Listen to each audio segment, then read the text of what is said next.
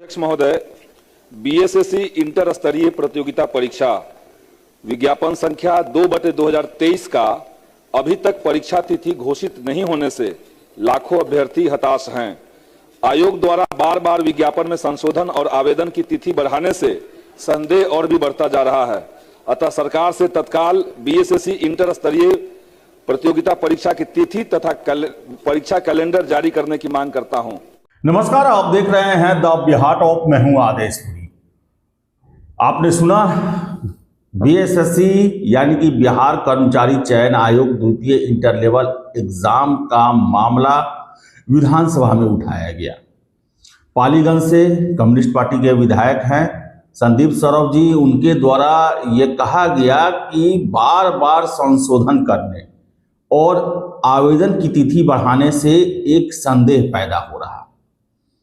परीक्षा कैलेंडर जारी किया जाए, कब परीक्षा लिया जाएगा, इसको लेकर जानकारी दी जाए। अब समझिए कि बीएसएससी ऐसा आयोग है जिसके एग्जाम के लिए अब आयोग छोड़िए विधानसभा में जो है वो गुहार लगाया जा रहा है, कोई जवाब नहीं है। और बहुत सारे छात्र हमें ये बहुत सारे वीडियो का कटिंग भेजते हैं, फिर से जानकारी देते हैं कि परीक्षा कैलेंडर को लेकर बातें चल रही हैं कि अगले हफ्ते जो है वो परीक्षा कैलेंडर दे दिया जाएगा और जो भी वित्तीय मामले हैं उनको सुलझा लिया गया है। तो आपको मैं फिर से एक बार बता दूं कि चलिए एग्जामिनेशन कैलेंडर ये सब तो जारी होगा ही होगा।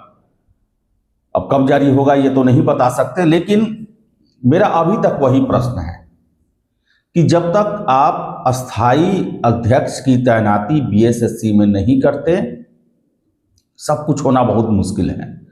और खासकर द्वितीय इंटर लेवल एग्जाम, लगभग 40 लाख कैंडिडेट्स की संख्या है और बिना अस्थाई अध्यक्ष की ये संभव ही नहीं है। ये लगातार मैं जब से आलोक राज जी अपने पद से इस्तीफा दिए उसके बाद से मैं लगातार ये दोहराते आ रहा हूं कि बिना अस्थाई अध्यक्ष के हो सकता है कि लेटर नोटिस ये सब दिया जाए, लेकिन इसके बिना संभव नहीं है। और आप देख भी लें, देखा जाए तो लगभग 1.5 महीने होने जा रहे हैं, आयोग जो है वो काम चलाया जा रहा, कार्यकारी अध्यक्ष के भरोसे काम चलाया जा रहा है। एक तरह से कहा जाए तो समय काटा जा रहा है। और बीएसएससी, मैं वर्षों से कहते आ रहा हूं कि देश का सबसे सुस्त आयोग है। बिहार के युवाओं के जवानी को बर्बाद करने वाला, उनके परीक्षा के मौके, समय को बर्बाद करने वाला आयोग है और उस दिशा में वो तेजी से आगे बढ़ रहा है। अब इसके लिए केवल बीएसएससी को ही दोष देना जो है वो ठीक नहीं है। सरकार का इसमें बहुत बड़ा योगदान है, क्योंकि अगर हम देखें तो अन्य भर्ती एजेंसियों के द्वारा सभी परीक्षाओं को समय से लिया जाता है। अब बिहार में बीएसएससी को छोड़ दिया जाए तो दूसरे विभाग ऐसे नहीं हैं जो लेट लतीफी करते हैं, चाहे वो सिपाही भर्ती का आयोग हो, दरोगा और उसके समकक्ष भर्ती का आयोग हो, या फिर बीपीएससी हो। महत्वपूर्ण यही 3-4 हैं, तो बाकी 3 का जो है काम अप टू डेट है। अब देखिए ना, सिपाही का ही है 17-18 लाख का 2 वो एग्जाम ले चुके हैं। इतने कैंडिडेट अप्लाई किए और वो एग्जाम अच्छे से ले चुके हैं। अब तो मार्च में 20,000 सिपाहियों की भर्ती का फिजिकल भी पूरा होगा और उनका रिजल्ट भी दिया जाएगा। लेकिन बीएसएससी को ऐसा लग रहा कि सांप सूंघ गया है। और गलती सरकार की इसलिए मैं कह रहा हूं कि लगभग 2.5-3 सालों में देखा जाए तो मात्र 6 दिन के लिए बीएसएससी को पूर्ण अध्यक्ष मिला है। नहीं तो 2.5-3 साल से या तो प्रभार में है या कार्यकारी अध्यक्ष के भरोसे रखा गया है। और यही वजह है कि ये परीक्षा नहीं हो पा रही है। आपको मैं बता दूं, पहले भी लगातार बताते आया हूं कि बीएसएससी जो है उसमें बिना पूर्ण जिम्मेदारी के कोई भी बड़ा फैसला लेने वाला नहीं है। एक सीनियर आईएएस और दूसरा सीनियर आईपीएस प्रभार में रहे, 2-2.5 साल तक कुछ नहीं किए उन लोगों ने द्वितीय इंटर लेवल एग्जाम को लेकर। इसलिए सबसे पहले सरकार के लिए जरूरी है कि भाई एक आप अस्थाई अध्यक्ष का चुनाव करें, उनके हाथ में कमान दें, शक्तियां दें। अब कार्यकारी अध्यक्ष में क्या होता है कि ये टेम्पोररी है, ये काम चलाऊ हैं और इनके द्वारा कोई निर्णय लिया जाता है, और बीच में ही सरकार अगर अस्थाई अध्यक्ष की तैनाती कर देती है तो सारे कॉन्ट्रैक्ट जो एग्जाम से संबंधित है, क्वेश्चन पेपर बनाने से छापने से संबंधित है, उसमें परिवर्तन किए जा सकते हैं। तो इसलिए जो कार्यकारी या प्रभार में होता है वो फैसला नहीं लेता, और यह भी होता है कि जब अस्थाई आ जाएंगे तो इसमें परिवर्तन भी हो सकता है।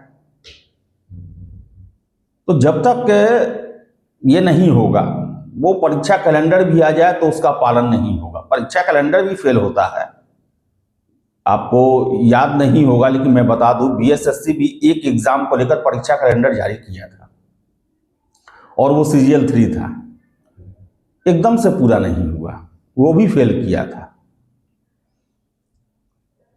देखिए, अब आप लोग हमेशा कहते हैं कि बीएसएससी के बारे में पता लगाएं, मैं हमारा जवाब वही है। लगातार मैसेज कमेंट आ रहे हैं, मेरे पास मैसेज आ रहे हैं कि हम लोग नाराज हैं कि आप बीएसएससी का खबर नहीं चलाते हैं। क्या चलाएं, क्या हम खबर करें? कुछ तो काम हो, आखिर निर्णय लेने वाला ही नहीं है तो कैसे हम बोले भी तो किसको बोलें?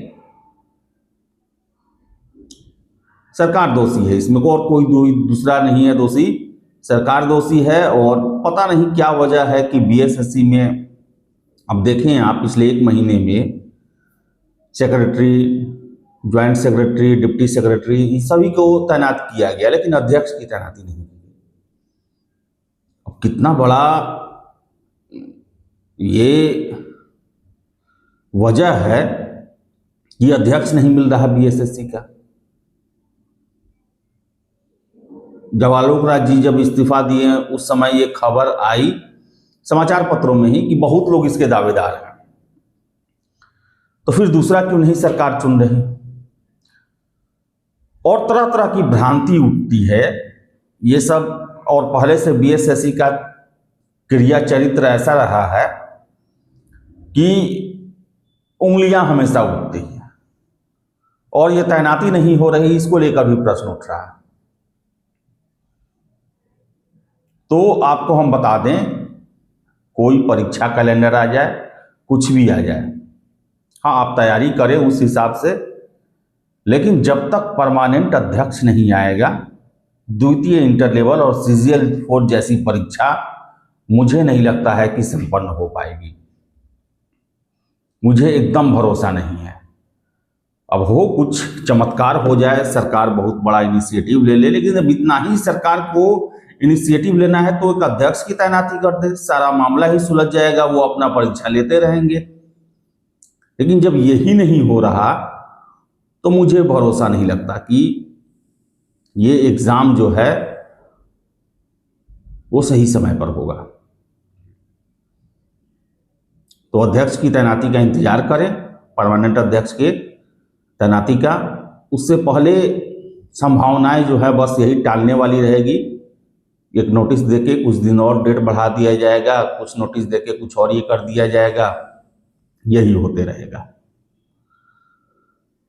तो चलिए, अब इस वीडियो में इतना ही, और काम होगा तो ही सूचना निकलेगा। तो चलिए, इस वीडियो में इतना ही। वीडियो पसंद आए लाइक शेयर करें, हमारे चैनल द बिहार टॉक को सब्सक्राइब जरूर कर लें। धन्यवाद।